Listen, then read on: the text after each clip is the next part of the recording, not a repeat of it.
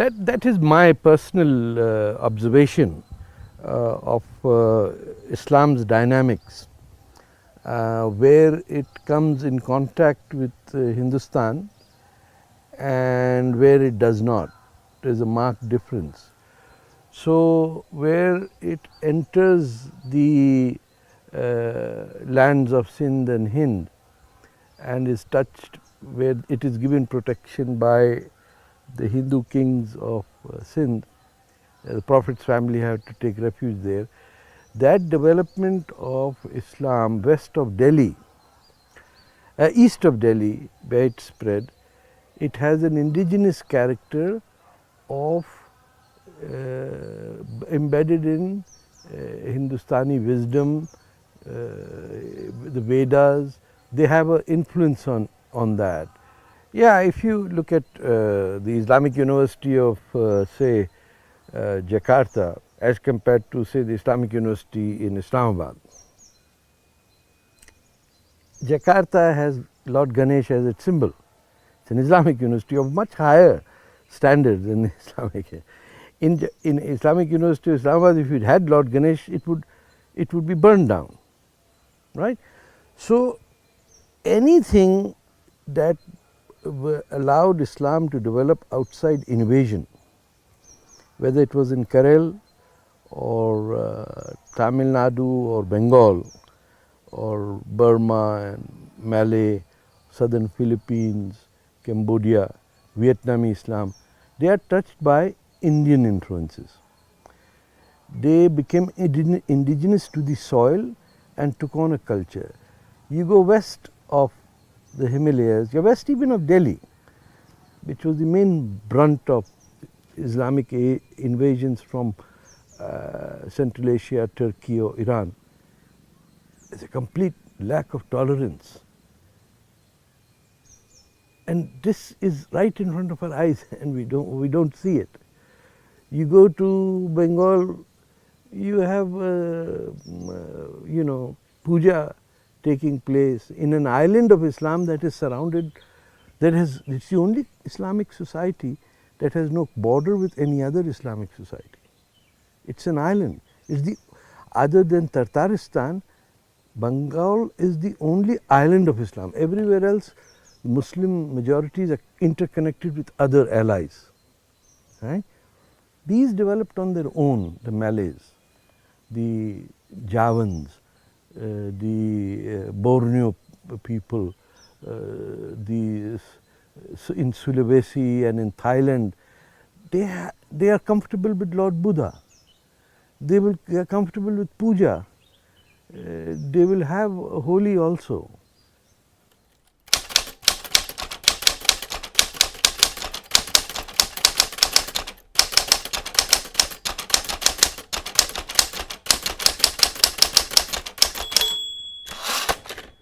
Yeah, but that's my point, that that is not Vedic Islam, that is Arabized Islam. And the Prophet Muhammad didn't come for the Arabs. He said, मेरे अंदर, मैं हिंद से नहीं हूँ लेकिन मेरे अंदर हिंद है, Hindustan है. That's the Prophet. So he had deep admiration for India. That is why the first mosque built in Islam before Mecca is in north of Cochin. But what I call the Arabized Muslims don't go for ziyarat over there. They go to Quwwat Islam Mosque in Delhi, which was built after destruction of 26 Jain temples with the Qutub Minar and all that, right? So the mentality also comes from one of embracing good, and the other comes from dominating the other.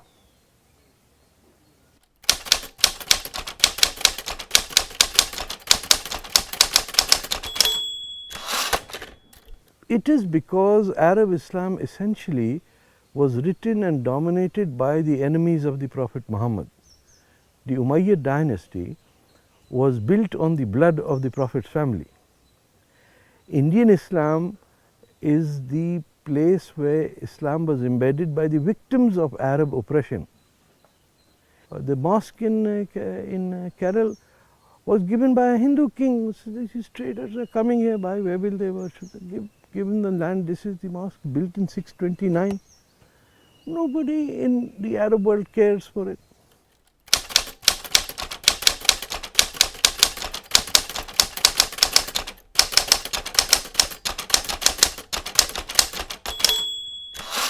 Because it is imperial in its nature. It seeks to colonize others. And in doing so, the Arabs have lost sovereignty over themselves. After the year 1258, when Baghdad was blasted by the Central Asians and burned to the ground, for blood flowed through, the Tigris was red for, so that's 1258. After that, the Arabs have never had sovereignty of themselves. And they justified that by saying, we don't need sovereignty, we are superior people. And Sharia written in the 14th century by Ibn Taymiyyah said that for a non-Arab like me to consider myself equal to an Arab is a sin. So the Arab people were told, you don't have to do anything, you are A grade, top grade. All these other Desi, Indian, black, Abdi, Rafiq, Siddiq, it's garbage, this is for you. So you see that racism in Kuwait, in Saudi Arabia, they treat Indian Muslims like garbage. And we somehow love it because we are brainwashed into thinking that is superior grade Islam, not knowing that that is the product of the massacre of the Prophet's family. It is Abu Sufyan was the character who was the biggest opponent of the Prophet. Before Mecca surrendered to the Prophet, Abu Sufyan changed sides. His son later became the one who challenged the Prophet's family. Abu Sufyan's grandson is the one who murdered the Prophet's grandson. And that is the time when Sharia law was written. So one has to be pretty stupid and illiterate or blind to not see that Islam is what is practiced in India. What the Arabs are practicing is Abu Sufyan, the enemy of the Prophet.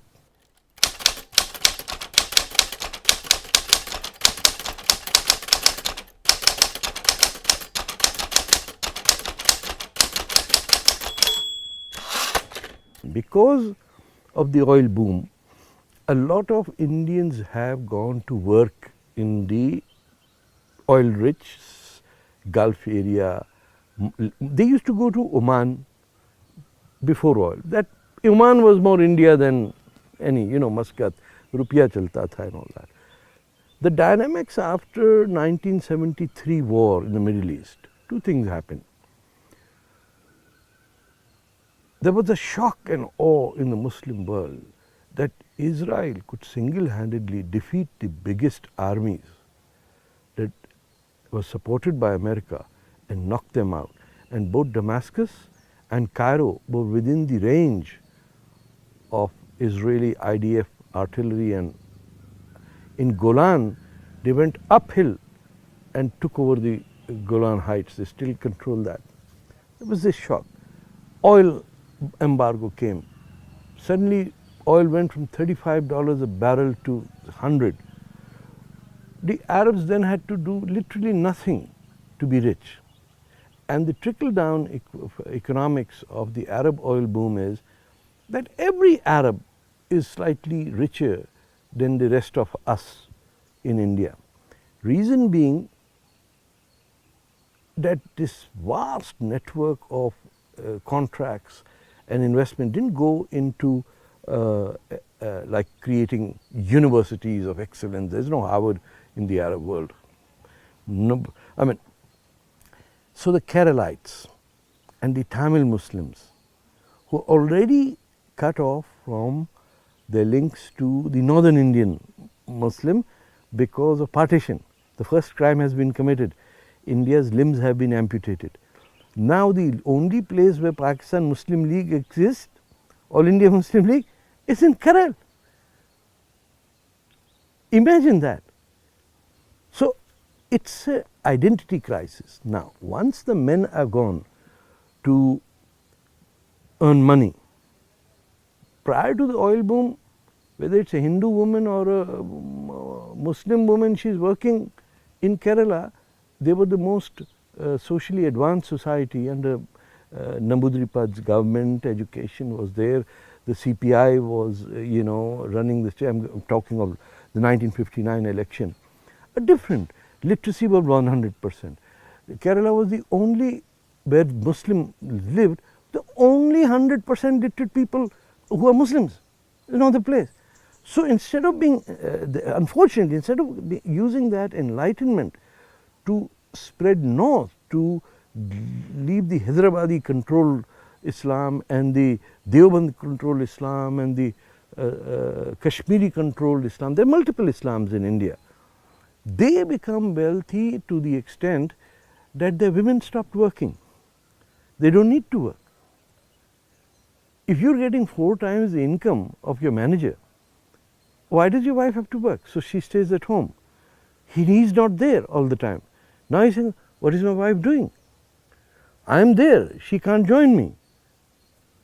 Burqa comes in. The same male prejudice, fear, lack of confidence that a woman, if I'm not controlling her, will cheat on me. Is she sleeping around with someone? He doesn't know. It's a state of mind. All sailors who were away for 6-7 months would come back to find the wives are gone. I'm talking medieval times. That's how chastity belts came out in Europe. So the burqa is a chastity belt to make sure she doesn't go out, convinces her that this is for your protection because you are like candy, I've covered you up. That's what they say. They ruined India's most enlightened Muslim society and made it today the most vulnerable. That is why when Malala says education is the key, absolute nonsense. Look at Kerala. They are dressed up like Arabs. Why? The Arabs spit on them. If you go to the Middle East, if a Malayali or a Bengali or a Tamil, the dark skin colored Indian, the Punjabis are a bit fair. I mean, you would be treated with some respect. Your skin is not dark. The moment your skin gets dark and you're short, you're finished. You're addressed by the Arab as Ya Abdi, oh my slave. That's normal language. The most racist ethnic culture on earth today is that of the Arabs.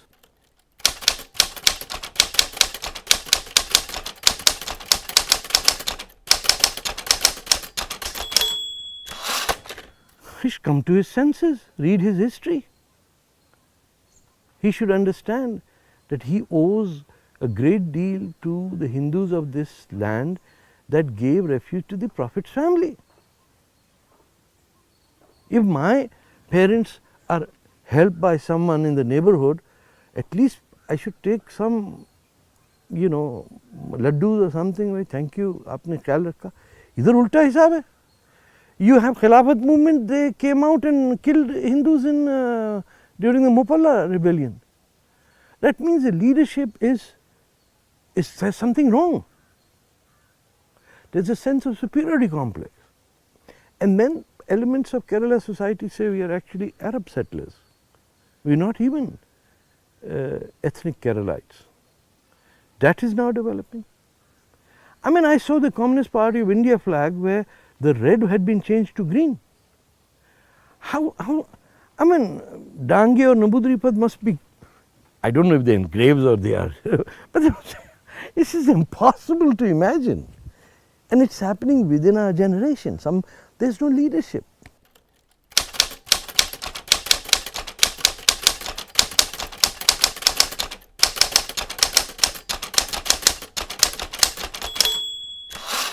They are misguiding by not being literate enough to even understand the Quran. I don't know these mullahs know that the Quran is not in chronological compilation. It is by size It is not by order of inquiry or revelation.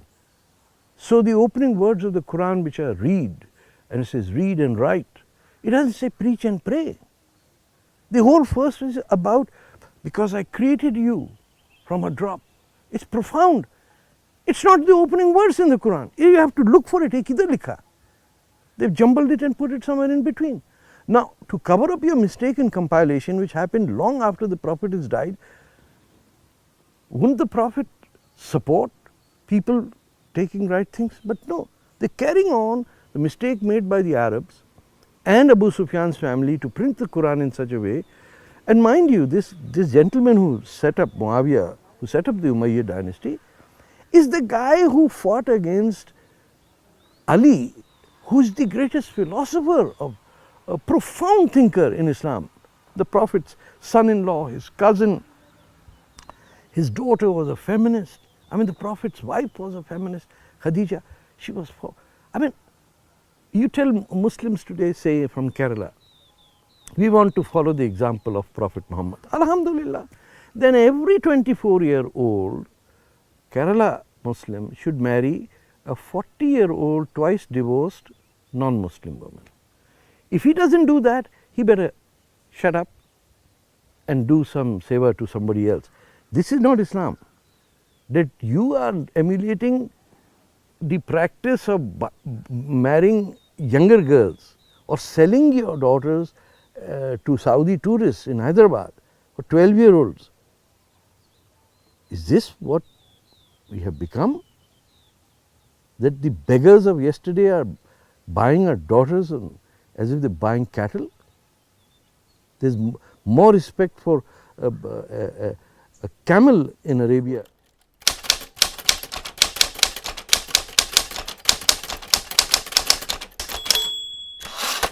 No, not scripted, the compilation as a book. 300 different compilations, collections were burnt during the time of the third caliph. So you can imagine, there is no record. Of the earliest records of the Quran are from the year 800 from Yemen, and they're being studied in Germany and the British Library. The evidence is there.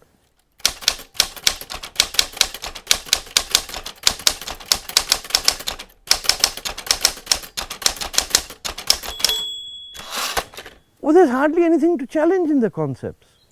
You have to discard, for example, things that are outdated, that don't apply because we live in nation states. And living in nation states is a very new concept.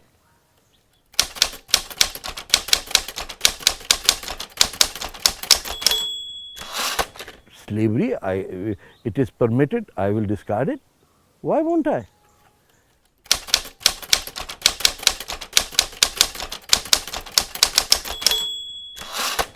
It is permitted. It just says be kind to them, but it is there.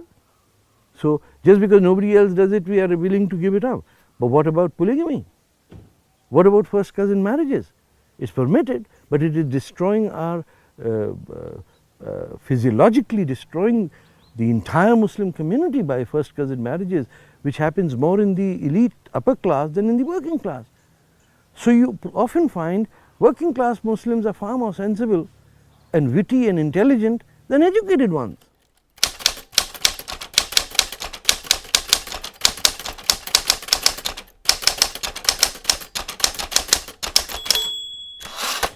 Nobody will follow any mullah anywhere.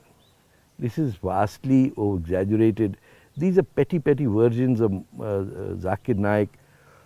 These are people who are not even sure of who they are. They're very insecure. Why would anyone religious, dress up like that, which is not indigenous to his land? I can understand a Buddhist or a Hindu priest dressing up the way Indians, but I would say, why are you dressed up like a Mongolian, for example?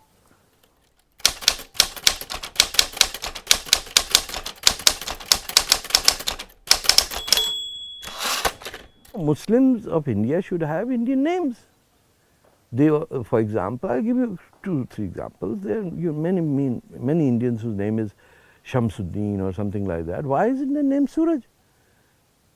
When you can call it Shams, but you will never find an Indian Muslim with the name Suraj. Does it make the same sun Muslim sun? Or you will see Aftab, but you will never see Chand, unless the Muslim is poor. Then he is indigenous, so he can have Chand Babu kya haal hai. But if he is middle class, then he is Aftab. If he is upper class, he becomes Qamar. It's the same moon.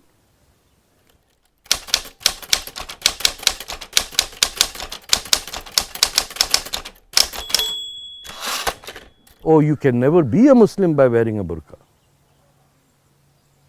God made your face, your eyes, so that others can see it. The Quran says, we created you into nations and tribes for you to know each other. So you can, it didn't say we covered up your face. If God wanted our faces to be covered, there would be something, a skin that we would pull over our heads. Seriously. Did he have an engineering mistake in manufacturing? Oh, who covers their face? People who have something to hide. This is evil. There is no place, not even in Kaaba, not even in Haram, not even in Makkah are you permitted to cover the face. And these people, they walk in front, the wife is walking in the back, she's dressed up in black in this hot Bangalore sun. You think that is a choice? And other women are on their motorcycles. So this is a huge challenge to the leadership. I mean, I'm not a resident here, it's not my right, but that's my observation, that this is the biggest curse on the Muslim future of putting your mothers in caskets of cloth and throwing them at the back of the mosque by saying you dare not enter the front row. जो अपनी माँ को ये treatment करता हो उसको ऊपर वाला पूछेगा क्या? What did you do to your mother? Oh God, I threw him back. Never let her enter the mosque. And he will say that's okay. So this is completely off track. It's a supremacist idea, and it started with Muhammad Ali Jinnah's notion that we are separate, that Muslims cannot live under Hindu majority. Where there is a non-Muslim majority, we need to separate. But the same people apply for immigration to America, where there is a 95% non-Muslim majority. But they are white, so it's okay. Hindus are not white, so it's not okay. You think if Germany were all Hindus, would Muslims say, I'm not going to take refuge over there? All these hundreds of thousands coming in? That's what Muhammad Ali Jinnah said, that a Muslim cannot live under the sovereignty of a non-Muslim. That was a moral crime, a crime against humanity, and inshallah Muhammad Ali Jinnah will someday be tried posthumously for war against humanity. He amputated India, Mother India. In all our history of 10,000 years, who has cut off the river Indus from India?